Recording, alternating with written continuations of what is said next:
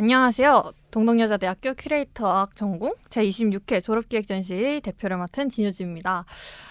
동덕여자대학교 큐레이터학 전공은 매년 전시 조직의 이론과 실제라는 수업에서 졸업기획전시를 준비하는데요. 수강생 전체가 한 팀이 되어서 준비하는 거고, 올해는 16명의 친구들이 대표, 총무, 작가팀, DP팀, 그리고 PR팀으로 나뉘어서 전시를 만들어가고 있습니다. 그 과정에서 전시 주제의 기획 과정에 대한 이야기를 나누는 비하인드 토크, 오프닝 5분전을 진행하려고 하는데요.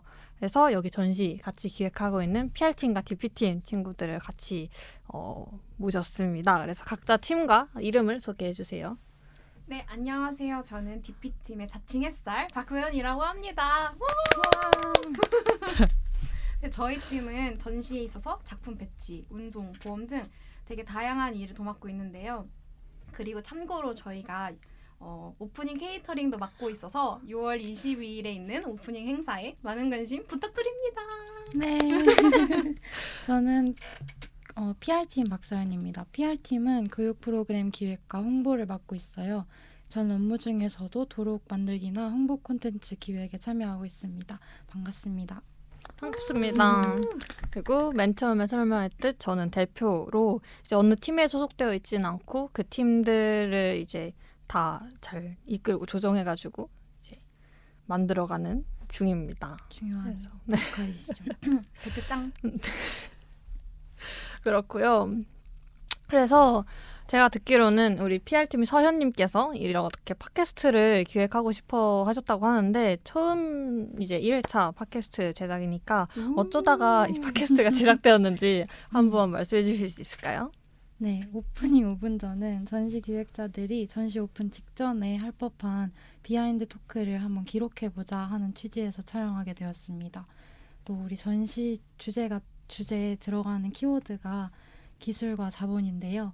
어떻게 보면 비문학 책을 접하는 것처럼 좀 딱딱한 단어들일 수 있어서 저희 개인마다의 일상 경험을 좀 꺼내보면서 전시 주제를 이해하기 쉽게 하는 프로그램으로 기획을 해보았습니다. 너무 멋있는 것 같네요. 덕분에 저희 전시가 더 홍보가 잘 되길 바랍니다. 좋아요. 좋아요. 그래서 우리가 사실 보통 졸업 전시라고 하면은 다들 졸업 작품을 만들어서 하는 졸업 전시가 대부분인데 우리 학과의 경우에는 작품은 작가를 섭외하는 거고 우리가 하는 일은 전시를 기획하는 일이다 보니까 좀 낯설기도 하고 주제 자체가 되게 중요한 요소여서 고민을 많이 하는 것 같은데 또 이번에 주제가 쉬운 주제가 아니었다 보니까 되게 관객들한테 어떻게 다가가면 좋을지에 대한 고민도 되는 것 같아요. 근데 그 이전에 큐레이터 학과라는 것 자체가 좀 많은 사람들이 익숙하게 생각하는 과는 아니다 보니까 다들 큐레과에 다니는 자신을 어떻게 소개하는지가 좀 궁금한데 저는 그냥 이제 예술이론 전공하고 있어요. 부터 시작해서 소개를 하거든요. 그래서 약간 졸업전시까지 목전에 둘 만큼 큐레이터 학과 생활을 해본 학생 입장에서 큐레과는 약간 어떤 과인 것 같나요? 우선 일단 너무 많은 분야의 학문들을 배우는데요. 뭐 미술 이론은 당연히 기본으로 들어가고 미술관 행정, 뭐 경영, 미술 시장, 트렌드 분석 되게 폭넓게 배우는 것 같아요. 그리고 여기서 그치는 게 아니라 저희는 약간 실무 현장에서의 내용도 되게 더불어 같이 배우는 데 있어서 많은 것을 배우고 있지 않나. 그리고 혹시나 여기 더 관심이 생기셨다면 홈페이지 있으니 네, 참고 부탁드리고요. 저는 우선 사실 지인분들이 어느 학과 다니세요라고 하면 저 큐레이터 학과 다녀요라고 해요. 그럼 이제 보통 그러면 큐레이터 학과 이러세요. 그럼 저는 이제 보통 저는 보통 미술관이나 그런 갤러리, 박물관에서 기획 같은 기획 일을 맡고 있어요. 기획하는 걸 배우는 학과예요라고 하면 보통 사람들이 도슨트라 그런 경우가 그렇죠. 이제 그럼 작품 설명해 주시는 분 이래요. 그러면은 그거는 도슨트고요. 저희는 기획해요. 기획 이런 식으로 좀 항상 레파토리가 있는 것 같아요. 맞아요. 그래서 뭔가 한 단어로나 한 문장으로 설명하기 되게 어려운데 저는 그래서 그냥 배우는 과목들을 좀 나열하는 편이에요. 미술, 이론, 역사, 문화사 배우면서 또 글도 쓰고 경영도 배우고 교육 그리고 전시기획 실무까지 배우는 이런 식으로 길게 이야기하는데 이렇게 여러 가지를 배우다 보니까 되게 다방면에서 교양을 키울 수 있는 학과인 것 같은데 이게 또 이것저것 배운다고 해서 그게 코트로 배우는 게 아니라 결국에는 전시 기획이나 작가 연구나 아니면 뭐 세상을 보는 눈을 키에 커지는 것 같은 네 그렇습니다. 되게 멋있게 설명해 주시네요. 좀 약간 되게 짧게 설명하는데 좋은 것 같아요. 근데 이제 어쨌든 보통 4학년 수업이다 보니까 음. 이제 다들 큐레이터 학과로 살아온 시간이 조금은 있어서 나름 레퍼토리도 경험해봤고 그래서 그래도 우리 과가 이런 과구나라는 것에 대한 생각은 또 있는 것 같은데 그 와중에 이제 또 졸업 전시를 준비하면서 팀에서 활동하면서 느끼는 우리 과에서 필요한 역량은 또 되게 새롭게 다가왔을 것 같단 말이죠. 왜냐면 전 대표를 하면서 단순히 기획이라던가 이론회 때 배웠던 것 이상으로 팀 활동이 어떤 것들이 필요한지 이런 것에 대해 생각을 하게 되는데 각자 DPPR 하면서 느낀 뭐랄까요? 이런 팀에 나는 이렇게 들어왔었는데 들어오고 보니 이런 걸 하는구나. 그리고 전시 기획에는 진짜 이런 것까지 필요하구나 라고 느꼈던 게 있나요? 우선 제 DP팀은 제가 약간 공간적인 거, 3차원적인 걸 되게 좋아하고 좀 전시 DP 하고 싶은 욕심이 있어서 들어오게 됐는데요. 근데 생각보다 약간 DP팀이 전시 디스플레이하고 배치하는 것뿐만 아니라 막 배송도 생각해야 되고 뭐 보험 막 약간 이런 세부적인 것들까지 들어가야 되니까 이런 섬세함이 필요한 것 같았어요. 저는 그냥 기본적으로 팀워크, 뭐 자기 개인 역량 이런 거를 생각하고 들어왔는데 생각보다 이런 디테일한 제의적인 그러니까 역량이 필요한 걸 보고 사실 제가 P거든요. 그래서 제가 제의적인 역량이 여기서 필요하구나. 좀 이 졸업 전시를 통해서 나의 이 제의적인 역량도 한번 발전시켜봐야지 라는 마음으로 좀 디피팅을 하고 있고요. 좀 계약할 게 많죠. 맞아요, 맞아요. 가가지고 또 그런 사장님이나 대표님들과의 의사소통도 소통에 있어서 좀 예의 범절 뭐 뭔지 알죠? 이건 어디서도 필요한 거잖아. 그쵸. 근데 여기서는 좀 더 특히 좀 조심스러운 게 없잖아 있나 강조하고 싶어서 말씀드렸습니다. 네. 저도 항상 뭔가 하기가 조심스러운 것 같아요. PR팀은 홍보를 할 때도 그렇고 교육을 할 때도 그렇고 기획을 하는 만큼 하는 거라서 뭘 하고 싶냐에 따라 하는 일이 많이 달라질 것 같은데 그래서 이렇게 팟캐스트도 뭔가 시작할 때는 PR팀에 들어갈 때는 생각지도 못했는데 한번 아이디어 이렇게 던졌다가 하게 돼가지고 뭔가 이렇게 정해진 길이 없다는 게 좀 어떻게 보면 힘든 점인 것 같고 그리고 뭐 교육 프로그램 기획도 제가 엄청 담당하고 있긴 않지만 같이 도와주고 지켜보면 이게 그 필요성이나 목적 같은 거를 엄청 세세하게 논리적으로 정리를 많이 해야 되는 것 같아서 맞아. 근데 그걸 되게 많이 느꼈던 게 뭐냐면 이게 우리가 지금까지는 다른 수업에서는 기획안 한번 써보기까지의 것들을 되게 많이 해왔을 텐데 이게 전시 조직의 이론과 실제가 되어버렸잖아요. 그럼 이제 본인이 한 말에 책임을 져야 된단 말이야. 그래서 나 케이터링 하고 싶어 하면은 케이터링 업체를 내가 찾아와야 맞아, 되고 맞아, 견적에 맞아. 맞춰와야 되고 우리 예산에 맞는 것까지 다 확인을 해가지고 와야지 내가 원하는 게 실현이 될 수 있는 거를 되게 경험을 하는 과정에서 막 DP팀은 막 케이터링 업체 6개, 7개씩 막 찾아가지고 리스트 접하고 정리하기도 하고 사실 PR팀 특히 홍보나 교육 같은 거는 기획의 여지가 되게 많은 정형적이지 않다 보니까 되게 많은 아이디에이션이 가능한데 그러다 보니까 아이디에이션에서 그치는 게 아니라 이거 현실화하기 위해서 겪어야 되는 고군분투가 되게 많았던 거예요. 맞아요. 왜냐면 다들 아이디어는 되게 좋은데 이제 이거를 본인들 머릿속에만 가지고 있다가 끌어내려니까 그것도 이제 약간 연습이 필요하구나. 그리고 그 과정을 또 되게 잘 겪었으니까 우리가 팟캐스트를 또 녹음하고 있지 않겠어. 여기까지 온 저희에게 수고의 박수를 한번 해볼까요? 좋아요. 약간 저희 이 과목이 사회로 나가는 그 문턱에서 한번 맛봐봐라. 음. 너네도 한번 이 사회를 맛봐봐라 하는 그 좋은 경험이 되는 과목이 아닌가 싶습니다. 그래서 보통 기획과 음. 보면은 졸전까지는 하고 가는 게 보통인 것 같고. 맞아요. 하지만 그런 와중에 되게 많은 우여곡절이 있지 않겠어요? 아. 기획안 쓰는 것도 되게 어렵겠고. 근데 그거 외에도 겪어본 우여곡절이 있다는? DP팀은 초반에 엄청 바빴죠? 답사 다니느라고. 와, 저 거의 진짜 하루 종일 시간을 비워두고 답사 가고 끝나고 회의하고 했는데 그 덕분에 좋은 데서 전시할 수 있게 됐으니까 미화됐어요. 저희의 그 다 고통들은 이제 괜찮아, 결과적으로 좋았으니까 하고 미화됐고요. 그래서 최근에 그 케이터링도 되게 다양한 후보가 있었지만 되게 여러 요인들로 인해 못하게 되는 그런 상황들이 좀 아쉬웠던 것 같아요. 그러니까 저희 마음속에 정해둔 1, 2, 3순위가 있었는데 사실 저희가 원하는 대로 되진 않잖아요. 이게 상황도 그렇고 뭐 그런 금액도 있고 뭐 이런 식으로. 그래서 그런 현실에 타협하고 있는 것? 그게 뭐 힘들다기보다는 그냥 익숙해지고 있는 과정입니다. 근데 나는 DP팀에서 제일 뭐랄까 역동적인 활동 중에 하나가 장소 답사였던 것 같은데 우리가 전시를 어디서 할지에 대한 장소 답사부터 시작을 했으니까 그럼 보통 장소 답사 가서 제일 유심히 보거나 조건 중에서 제일 중요했던 게 있다면 뭔가요? 우선 당연히 평수 보고요. 사실 그게 제일 중요하죠.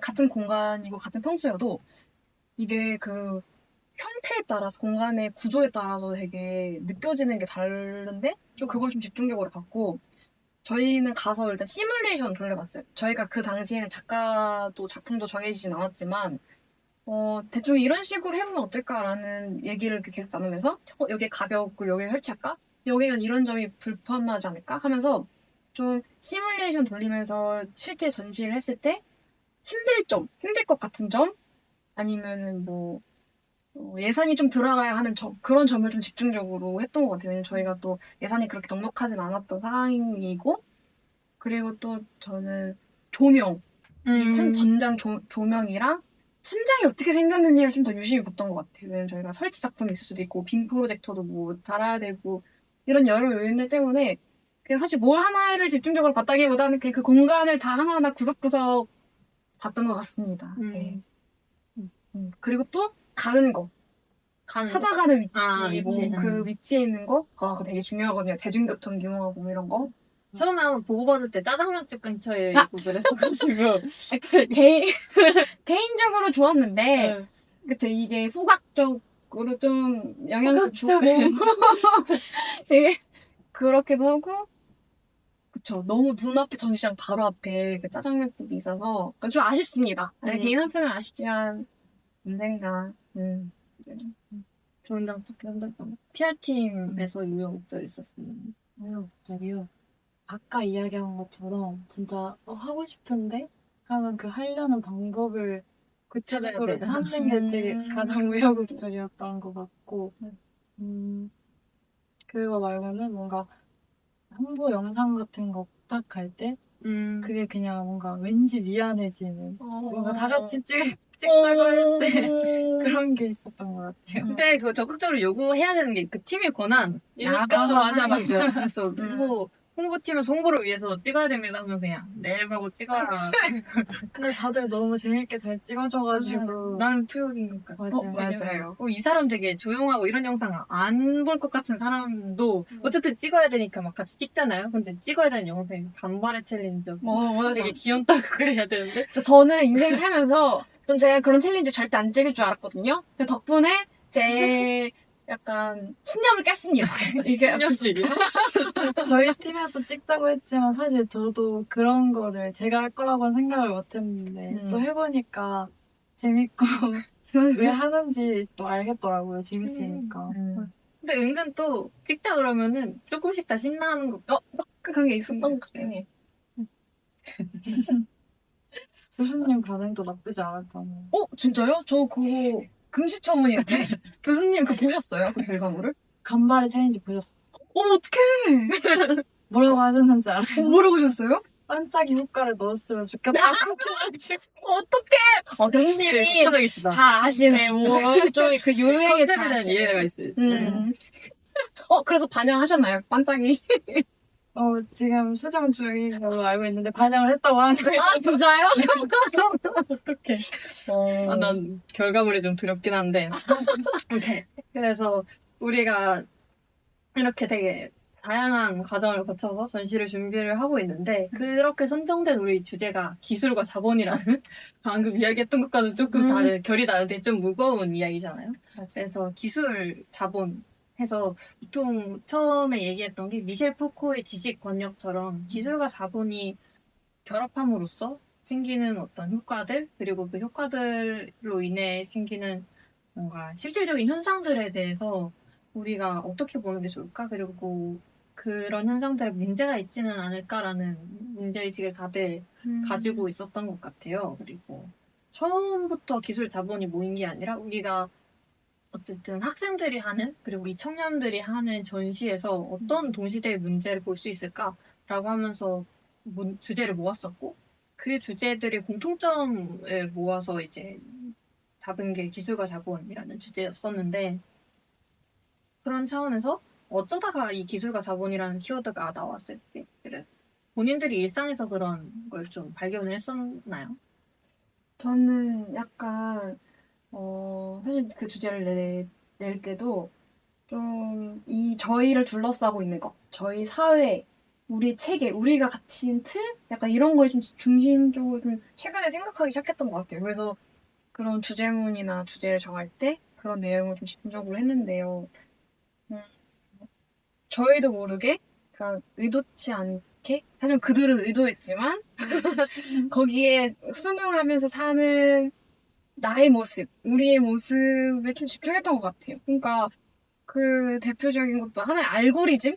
사실 알고리즘도 냈던 건데, 이 알고리즘이란 게 좀 겉으로는 우리의 기호에 맞게 하나하나 좀 맞춤화된 우리가 원하는 것을 보여주는 이런 좋은 것처럼 보이지만 사실 실상은 우리를 다양한 정보에 있어서 좀 막는 게 아닌가. 그러니까 반찬 투정하는 아이한테 그 아이가 좋아하는 음식만 주면 사실 그게 문제가 되잖아요. 그것처럼 우리도 그러고 있는 게 아닌가? 반찬 정보 투정하고 있는 우리한테 우리가 좋아하는 자극적인 도파민 이런 것만 주니까 그 외의 것에는 좀 무관심하게 되는 게 있는 것 같아요. 그래서 그런 문제가 있지 않나 싶습니다. 맞아요. 공감해요. 제일 뭔가 쉽게 떠오를 수 있는 주제가 알고리즘이었던 것 같은데 저희가 또 지금은 다 팀별 업무를 수행하고 있는데 초반에 그래도 이런 대화를 이렇게 많이 나누진 않았지만 글을 쓰면서 주제 연구를 했잖아요. 그때 저는 지금 우리의 기술은 뭔가 물리적인 노동이나 노동으로 이렇게 만들어지는 제품뿐만 아니라 물리적 노동과 사고를 좀 대체할 수 있는 자동화 기술, AI 같은 거를 생각을 했어요. 이것도 알고리즘과 유사하게 같은 결이죠. 그리고 또 기업들이 돈을 벌기 위해 연구하고 개발해서 특허내는 그런 상업 기술 또한 오늘날의 기술이라고 생각을 했습니다. 그리고 좀 시대적인 관점에서는 방금 말한 것처럼 꼭 제품만을 의미를 하진 않는데 이미지나 플랫폼 같이 실체가 없는 온라인 속에서 영향력을 가지는 형태들이 좀 주목을 하면서 글을 썼던 것 같습니다. 자본은 말 그대로 돈이나 자원인데 요즘 시대에는 시간도 또 돈이고 도구이다 보니까 자본처럼 취급되는 경우가 많다고 느껴져요. 그래서 시간을 아끼고 더 높은 수익성과 효율성을 추구하는 개인과 기업들의 태도가 일상 전반에 깊게 들어와 있으니까 그래서 현대의 그런 효율성과 생산성을 중시하는 변화 역시 자본에서 파생된 일상 현상이라고 생각을 했습니다. 원래 기술이랑 자본을 연관시킬 생각을 하고 있지는 않았는데 또 생각을 해보다 보니까 그리고 주제를 이렇게 잡았으니까 주제에 대해 연구를 더 했어야 됐는데 그렇게 주제 연구를 하다 보니까 이 기술과 자본이 생각보다 되게 밀접하게 연관되어 있구나를 느꼈던 것 같아요. 왜냐면 어쨌든 자본은 끊임없이 뭔가 더 새로운 자본 또는 새로운 자본을 표만 시장을 필요로 하는데 그 시장을 개발하는 어떤 핵심적인 동력 중에 하나가 기술이다 보니까 계속 새로운 기술이 필요한 것 같고 특히 우리 일상에도 지금 AI라는 게 근 몇 년 동안 되게 훅 일상에 들어오게 됐잖아요. 핫 이슈였죠. 핫 네, 이슈. 그래서 초반에는 GPT가 되게 멍청했었는데 GPT가 우리에게 도움이 될 거라는 생각을 못했단 말이에요. 왜냐면은 그쵸. 답변을 제대로 하지 못했었어. 맞아. 진짜 초반에는. 진짜. 뭐 그랬어. 옛날에 진짜 옛날에 초등학생 때 있었던 심심이 정도? 와. 심심이라고 심심이라고 대화하는 채팅이 아, 있었어요. 음. 인공지능 채팅 저- 같은 게 있었어요. 모르세요? 네, 심심이는 몰라요. 이게 세대 차일까요? 같은 나이인데 무슨 차이야? 그냥 관심이 차이지. 맞아요. 했는데 어느새 지금 GPT가 뭐 과제 같은 거에도 되게 많이 활용되고 되게 적극적으로 쓰이는 걸 보면서 이런 식으로 정말 훌쩍 도약한 기술이 또 되게 새로운 자본 시장을 만들기도 하고 그리고 그 초반에는 GPT가 무료였다가 이제는 토큰 사야 되고 플랜들마다 또 성능도 되게 다르고 하잖아요. 더 세부하겠어요. 그런 걸 보면서 또 더 느꼈어. 아 이렇게 기술을 또 막 차등 해가지고 막 자본화 하는구나. 어쨌든 기술이 모두에게 열려있지 않구나. 결국은 이 기술도 공익, 뭔가 공동의 발전 이런 것보다도 결국은 그 기술을 갖고 있는 어떤 누군가, 뭐 기업가라든가 이런 사람들에게 돈을 벌어다주는 수단인 건 당연한데 그게 되게 노골적으로 보이는 느낌이었어요. 요즘 AI를 보면서 들었던 생각은. 그리고 저는 이제 주제문을 쓸 때 전쟁 이야기를 했었는데 요즘도 TV 보면 전쟁 이야기 되게 많이 나오잖아요. 몇 년 전부터 그랬던 것 같고 전쟁이 금방 안 끝나고 심지어는 전쟁이 나면 막 세계가 무너질 줄 알았어. 근데 의외로 일상이 유지되고 있고 그게 되게 신기하기도 한데 그걸 가능하게 만드는 기술이 있지 않나? 왜냐면은 어떻게 보면은 우리가 그들의 삶을 볼 수 있다는 사실, 뭐 예를 들어서 인터넷이 이렇게 발달하고 이랬다는 게 그들을 볼 수 있게 한다는 점에서 문제의식을 제기하는 게 가능하게 하지만 그거를 결국은 이 화면 너머를 통해서 보는 게 오히려 그들을 타자화하게 하기도 하니까 한편으로는 기술 발전의 방향성에 대해 우리가 되게 많은 얘기를 했었죠. 맞아요. 발전 자체는 좋은데 그게 어디로 가는가에 대한 사유가 필요하다 같은 것들에 대한 이야기를 많이 했었던 것 같아요. 그래서 전시 주제와 관련해서 생각했던 기술 작품 또 뭐가 있었을까요? 우리가 전시 주제 내가 이렇게 막 전쟁에 대해 이야기를 하긴 했지만 우리 전시 작품 중에 전쟁을 노골적으로 다루지는 않아서 전시 주제로 밀접하게 왔던 이 두 키워드와의 연관은 키워드가요. 저는 기본적으로 전쟁 얘기하셨지만 저는 좀 사실 말씀해주신 것처럼 전쟁이 와닿지 않았을까 이렇게 뉴스를 보면 그 당시에는 일시적으로 어떻게 막 좀 위기감을 느꼈지만 그거에 벗어나면 다시 내 현실이었기 때문에 사실 제가 좀 저희 기술 자본이라는 주제로 저희 전시에 대입했을 때 좀 저희 현실 이 현대 사회의 내 주변을 생각했던 것 같아요. 그래서 저는 그중에 좀 세분화하면 광고 쪽을 좀 많이 생각한 게 없잖아 있었던 것 같아요. 좀 우리가 무심코 지나가는 광고 아니면은 광고로 인해서 혹하고 있는 내 모습. 특히 인스타에 그 광고들 많잖아요. 맞아. 그 이런 내 모습을 한번 돌이켜보면서 아니 이런 내용을 나뿐만 아니라 전시에도 좀 적용했을 때 사람들이 이 내용을 좀 보고 뭐 인식한 사람도 있겠지만 인식하지 못하고 수동적으로 받아들인 저 같은 사람들을 위해서 한번 이 전시를 통해서도 좀 한번 되새겨보고 좀 생각해보자. 좀 성찰적인 생각을 해보자. 라는 내용을 보셨습니다. 저도 비슷하게 아까 이미지 이야기를 했던 거였는데 광고를 통해서 뭔가 제품 실제 물건을 파는 게 아니라 이미지나 감성이 소비되는 모습이 되게 인상 깊어가지고 좀 이따 더 깊게 이야기할 것 같긴 한데, 그래서 웰니스 산업 이런 것도 그 기술이 먼저인가 자본의 필요에 의해서 개발된 게 먼저인가 하는 그런 딜레마나 사람들이 그 시스템에 뭔가 영향을 받아서 하나님 말씀대로 자기도 모르는 사이에 이게 진짜 자기 취향인지 아니면 뭔가 세뇌된 취향인지 모르게 그런 휩쓸리지 않나 싶어서 우리가 어떤 생각을 갖고 그런 걸 바라봐야 할지에 대해서 많이 고민을 했던 것 같아요. 이번에 작가분들이 말씀하시는 문제의식도 묘사하고 이런 식으로.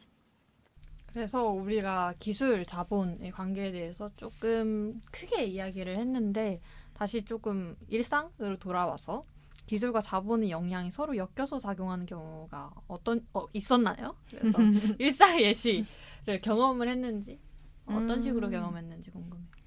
사실 저희가 사는 이 자본주의 사회, 자본주의 시대, 현대 시대 이렇게 봤을 때 자본을 뗄래야 뗄 수 없다 생각해요. 이 자본은 어느 것에나 다 엮여 있어서 그 하나에만 저희가 얘기하고 있는 기술 자본뿐만 아니라 그냥 모든 분야에 다 엮여서 작동하고 있다고 생각합니다. 그래서 만약에 기술과 자본의 영향이 서로 엮여 있나요? 라고 했을 때 저는 대문자 yes. 네.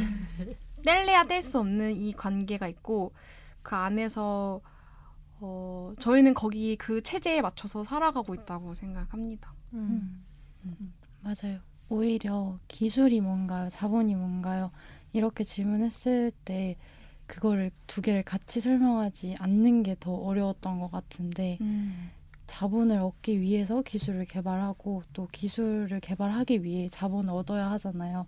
그래서 그런 반복되는 상호작용적인 상황들이 많이 떠오릅니다. 그래서 저희 전시에 유에나 작가가 주목한 사례에 되게 공감이 갈 만한 기술 자본의 상호작용적인 사례를 저도 한 적이 있어요. 아까 키워드를 꺼냈는데 웰니스 산업의 사례인데 제가 한동안 건강기능식품에 관심이 많았고 또 지금도 그런데 의약품이 아닌 기능성 식품들이 뭔가 효과가 확실히 있다고 하기에 애매한 경우가 많잖아요. 네. 맞아요. 예를 들면 종합 부모님이 비타민 같은 거. 맞아요. 비타민도 그렇고 그 식후 혈당이 오르는 걸 방지하는 영양제를 부모님이 챙겨주셔서 먹게 되었는데 저는 그게 실제로 효과가 있는지 잘 모르겠었거든요. 근데 친구를 하나 줬었는데 친구한테 이거 혈당 낮추는 무슨 이름도 어쩌고 슬림 막 이렇게 돼 있던 거였어요. 다이어트 그래서 용품. 줬더니 그랬더니 친구는 떡볶이 먹고도 엄청 먹고도 혈당 스파이크로 원래 같았으면 픽 잠들었을 텐데 멀쩡했다고 이거 효과 대박이라고 막 이를 말려달라 그래가지고 진짜 그냥 그 말 또 들으니까 왠지 저도 그런 것 같은 거예요. 그래서 진짜 왠지 그런 것 같은 느낌으로 계속 먹어보게 되는데 그래서 이게 어떤 효능이 있을까? 어떤 방식을 효과를 내는지 궁금해서 성분표를 보기도 하고 이런 영양제에 대해서 막 설명하는 책을 본 적도 있는데 그 영양제에는 비타민 B군이 많이 들어있었어요.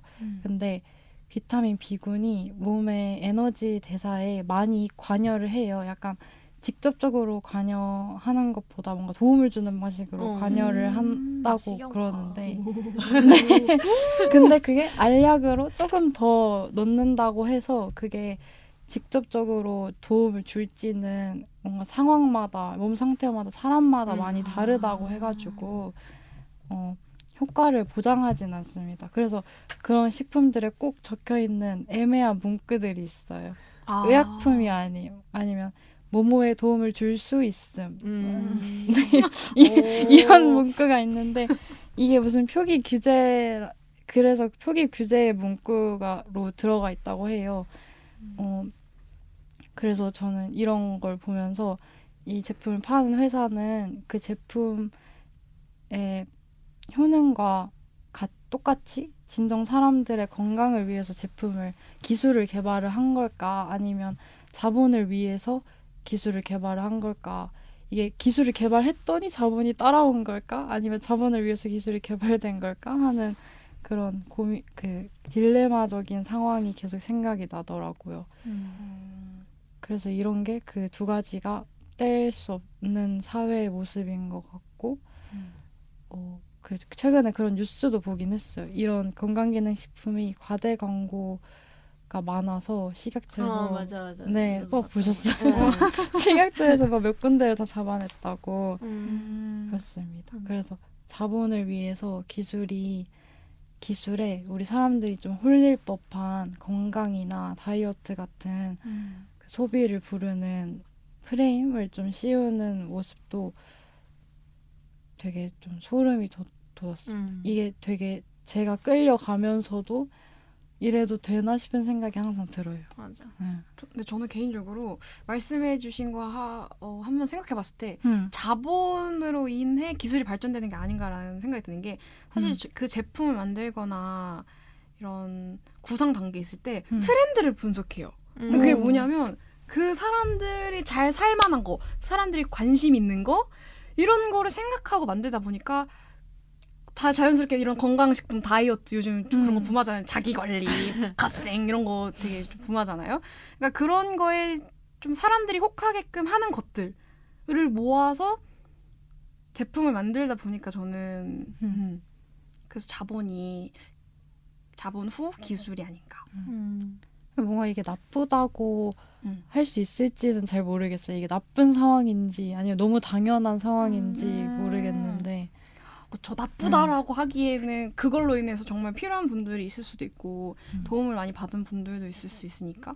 근데 이제 그런 거 있죠. 저희가 그걸 인식하고는 있어야 한다. 그러니까 너무 당연하게 그런가 보다 하고 넘기는 게 아니라 그게 생길 수밖에 없는 것들, 그 효능, 내가 그걸 선택하는 건지 광고에 휩쓸려서 혹한 건지 이런 거에 대해서는 좀 자기 주도적으로 생각하는 게 좋지 않나라는 생각이 듭니다. 그리고 뭔가 선후 관계로 따지기에는 어려운 게 맞아요. 있는 것 같고. 그쵸. 근데 그것도 있어요.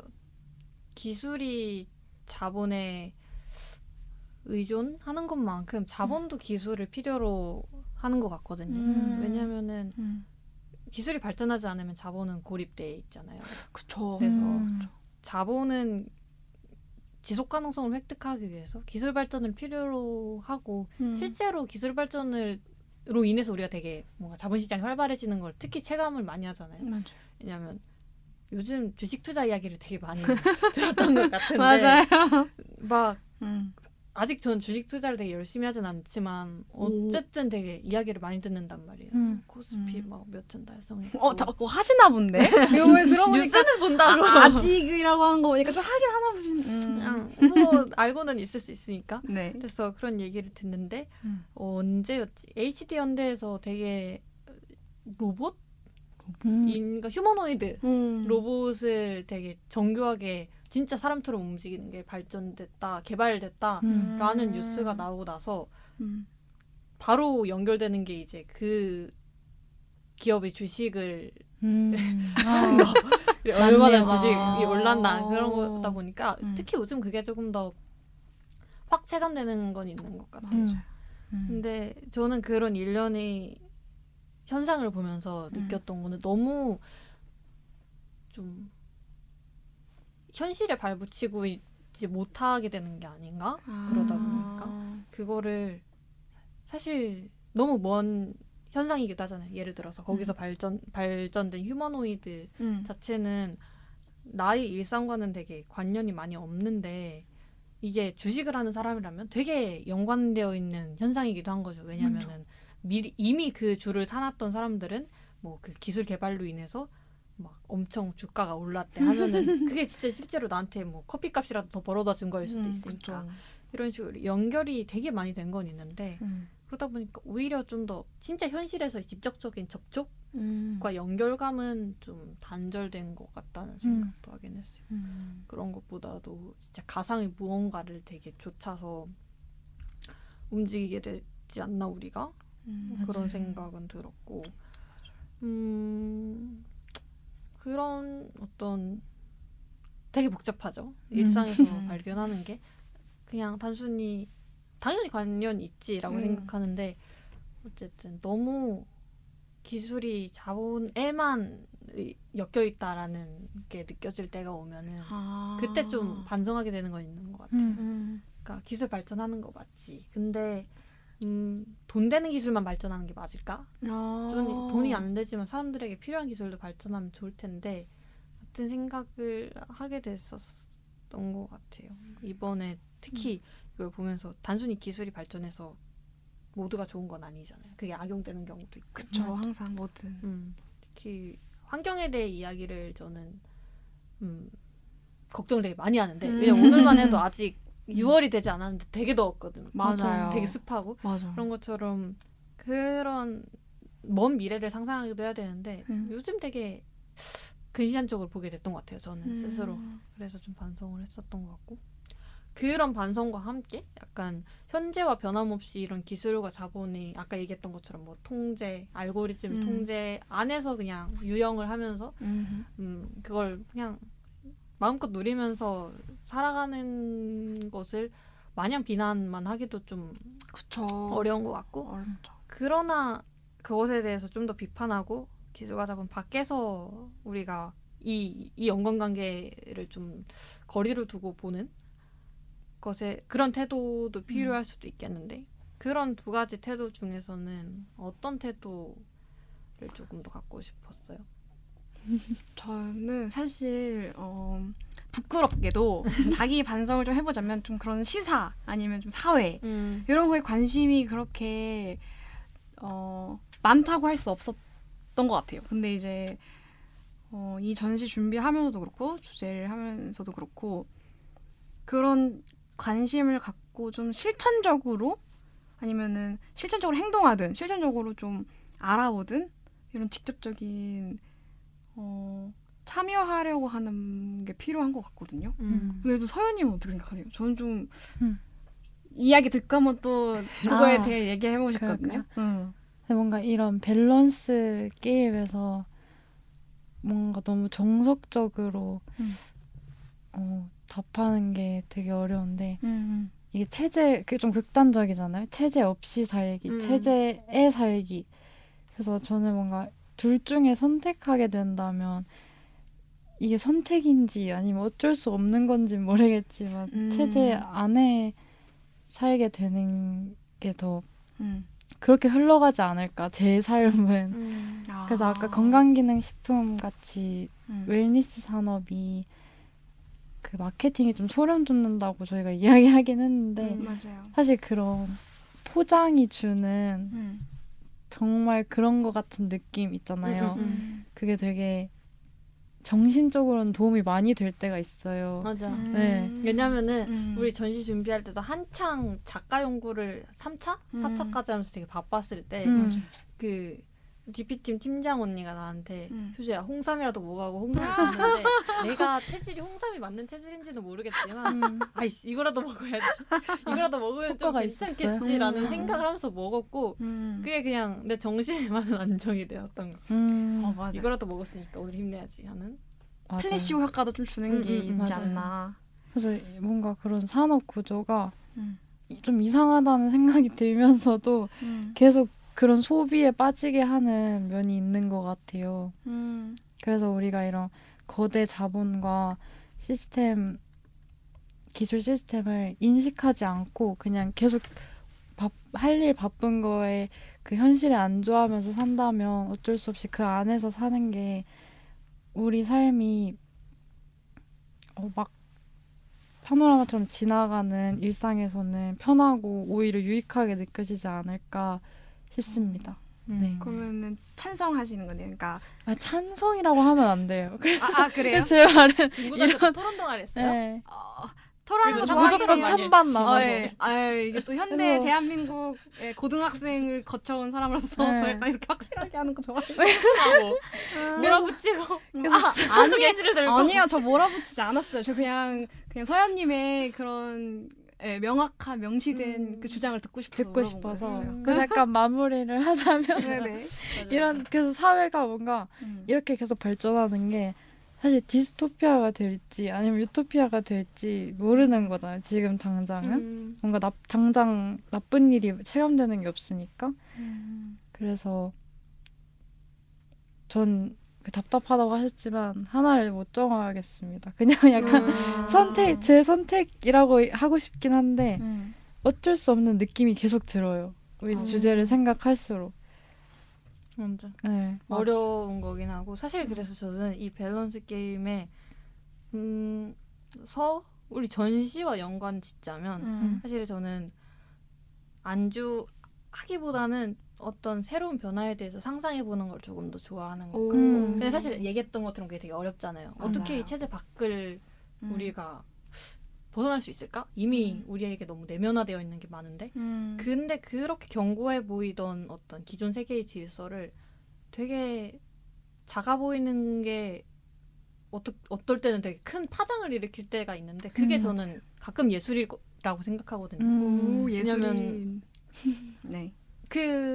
어쨌든 보통은 예술은 이미지를 되게 많이 다루잖아요. 우리가 하고 있는 미술의 경우에도 그렇고 그 미술 이미지가 가진 힘이 되게 크다고 느껴져요. 그냥 딱 그 이미지 하나만으로도 사람들에게 공통의 정서를 환기할 때도 있고 다른 진짜 수백 가지 말보다도 그 이미지 하나가 하고 전달되는 게 있을 때가 있잖아요. 그래서 그런 기존의 흐름을 벗어나서 여전히 존재할 수 있는 게 또 미술이라고 생각을 하고 또 한편으로는 기술은 되게 논리적인 면이 있는 것 같은데 예술은 그렇게 설명되는 그리고 그런 식으로 설명되는 거를 지향하는 류의 것은 아니잖아요. 왜냐하면 되게 비이성적인 거를 다루기도 하고 애초에 예술은 낭비인데 그거를 우리가 여태까지 지속하는 이유를 합리적으로 찾아라라고 하면 전 아직 답하지 못할 것 같아요. 근데 그런 예술이 지속하고 있다는 것 자체가 어떤 기술 자본의 체제 바깥을 상상하는 거를 가능하게 하는 건 되지 않을까? 그런 생각을 들고 맞아요. 전시 준비하면서 그래서 주제 계속해서 생각하다 보니까 그런 쪽으로 더 경각심을 갖게 되는 것 같아요. 그럼에도 우리가 휩쓸리기보다 인간으로서 잃지 말아야 할 가치가 무엇인지 너무 거창하긴 한데 예술도 되게 엄청 태초적인 사람의 것이잖아요. 네, 뭔가 미학책 보다 보면 항상 무슨 원시인들 그림 그리는 것부터 시작을 해가지고 처음에 이게 그렇게 되게 중요한 포인트인가 했는데 또 맞는 것 같더라고요. 근데 저는 사실 이 밸런스에 있어서 되게 막 좀 되게 긍정적 그 방향성이 제시해주기도 하고 모른다고 하시기도 하고 사실 저는 이 아까도 말했다시피 좀 이 현대 사회가 자본의 흐름에 의해서 작동되잖아요. 그러니까 사회 전반에 그런 기반이 되는 건데 만약에 이게 사라진다고 하면 이 자본주의 체제가 사라진다고 하면 저는 그 자리에 무언가가 언젠간 대체될 거라 생각하거든요. 그게 사실 뭐 힘이 될 수도 있고 정말 물리적 힘이 될 수도 있고 뭐 다른 요인들이 있을 수도 있죠. 그러니까 그렇게 생각했을 때 저는 좀 도전적인 걸 좋아해요. 근데 이게 제 개인의 도전이었으면 당연히 새로운 거 도전하기.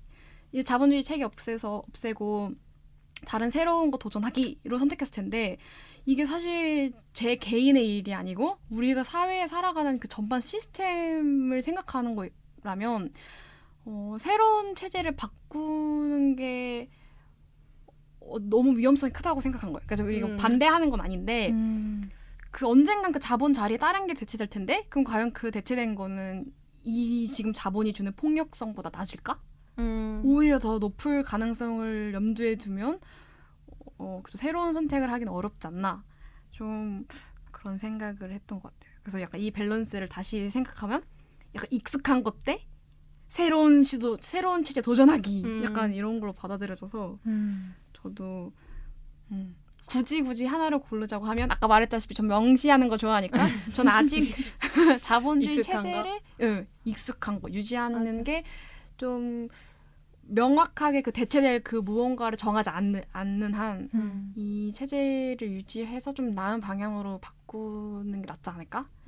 맞아요. 라는 게. 여기서 얘기한 새로운 체제가 뭐 카페에서 도전 안 해본 새로운 메뉴 고르기 그러니까- 묘히 그런 그런 게 아니잖아요. 그러니까 이게 쉽게 맞아. 도전 이게 할 수 없는 게 참 슬픕니다. 맞아요. 약간 그 체제가 없다는 게 저는 또 다른 체제일 수도 있는데 그냥 자유일 수도 있잖아요. 근데 맘만 그렇게 돌아가는 거야? 근데 그렇게 생각해도 그걸 정확히 고르기가 되게 어려운 것 같아요.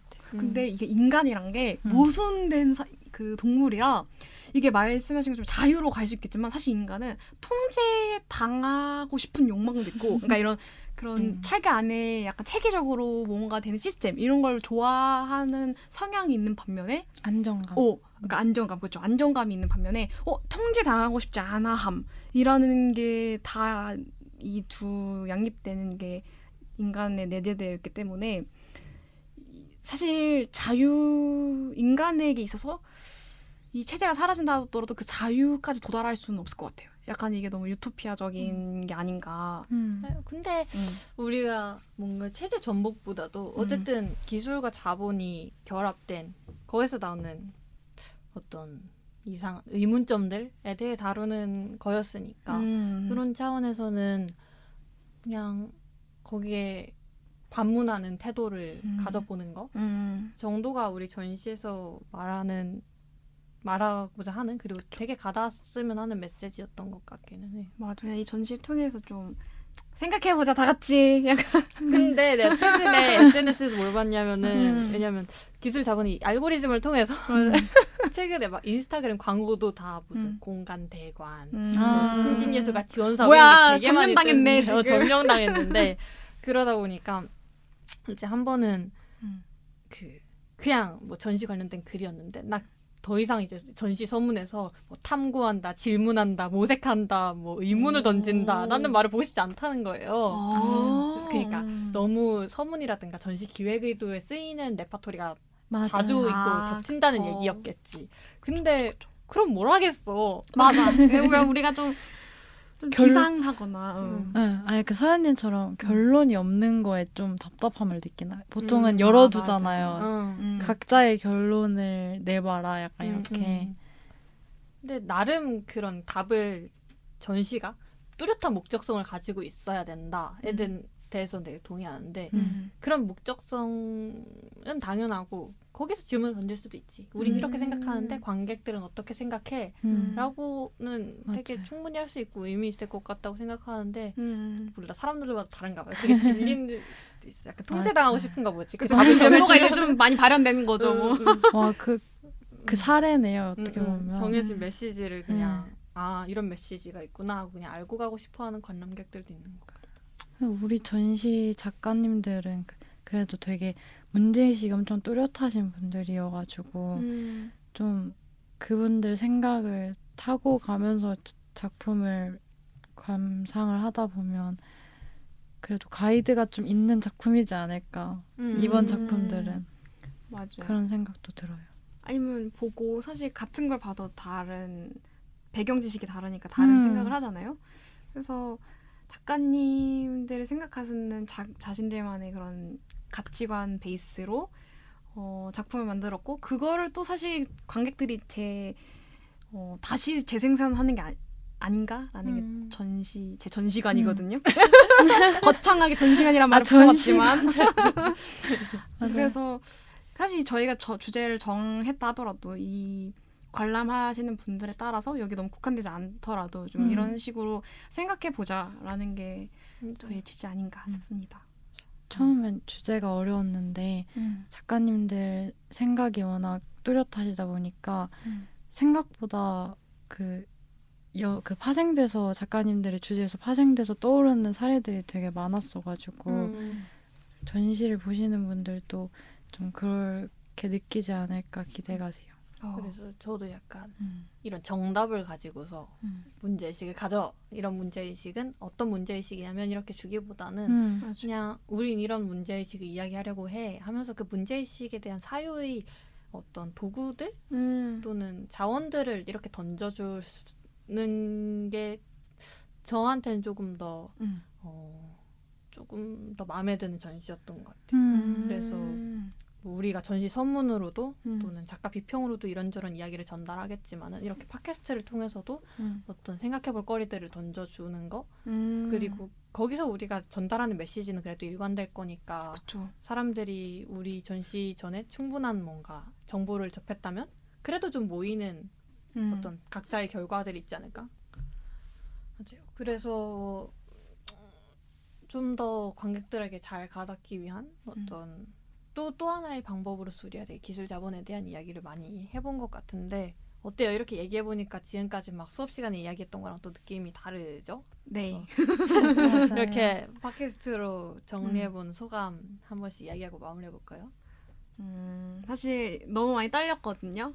이게 제 발로 들어왔다기 애매한 게 저는 이제 추천받아서 이 그쵸. 약간 많은 읍소를 해가지고 모셔왔죠. 그쵸. 저는 그런 입장이거든요. 그래서 사실 많은 부담감이 있었는데 이게 생각했던 것보다 재밌고 이게 어떻게 보여질지 모르겠지만 그 안에서 좀 제 떠돌던 그런 생각들이 전시에 대한 생각들이 좀 정리되는 것도 있고 재밌네요. 뭔가 연예인 하는 것 같고 연예인 너무 재밌어요. 그러니까 연예인 되는 느낌? 그렇습니다. 네, 저도 이렇게 실제로 찍게 될지 몰랐는데 그리고 저도 제가 출연할지는 몰랐어가지고 이야기를 하다 보니까 이런 기회가 있었으면 좋겠다는 취지에서 그 기획을 한 거기도 해서 뭔가 각자 개인적으로는 전시 주제에 대해서 어떻게 생각하고 있었는지 궁금했었는데 좋은 기회였습니다. 이렇게 얘기해 볼 수 있어서. 기회가 한 번 더 있죠? 한 번 더 있죠. 거기서 무슨 얘기예요, 우리? 거기서는 좀 더 작가분들이 갖고 있는 문제의식 사례에서 거기서 파생된 각자의 생각들을 좀 더 들어보고 싶어요. 제가 아까 간단하게 이야기하기도 했는데 네, 그런 대화를 하지 않을까. 좋습니다. 그래서 전시를 준비할 때 우리가 막 되게 큰 미술관에서 하고 사람들이 누구나 아는 그런 전시가 아니다 보니까 어떻게 하면 관객분들이 더 찾아주실까 그리고 어떻게 하면 우리가 이야기하고자 하는 바가 또 잘 가닿을 수 있을까를 진짜 여러 사람들이 머리 맞대서 고민하고 있는데 맞아요. 그런 수단 중에 하나로서 이런 팟캐스트를 해보는 것도 또 어떻게 다가갈지 되게 궁금한 그쵸. 것 같아요. 이제 마무리하면서 드는 생각은 그래서 다들 많이 듣고 많이 찾아와서 많이 봐주셨으면 좋겠다. 그래서 저희 전시 어디서 하죠? 스페이스 윌링앤 녹사평역에서 정말 네. 가까운 곳에 있어서 녹사평역 스페이스 밀링 앤 딜링에서 6월 22일 날 오프닝을 오픈. 합니다. 많은 네. 그 케이터링 맛있는 건가요 혹시? 저희 최대한 정해진 예산에 맛있는 것들 준비하려고 노력했으니까요. 네. 네. 예산 많아요? 근데 늘긴 했어요. 이게 늘었어요? 초반보다 조금 좀 늘어서 최대한 그 돈으로 열심히 풍성하게 해보려고 노력하니까 네, 많은 관심 부탁드립니다. 네, 좋아요. 오늘 이렇게 팟캐스트 마무리해 보도록 하겠습니다. 지금 짧지 않은 시간 이야기했는데 잘 들어주셔서 너무 감사합니다. 전시까지 파이팅! 화이팅! 감사합니다.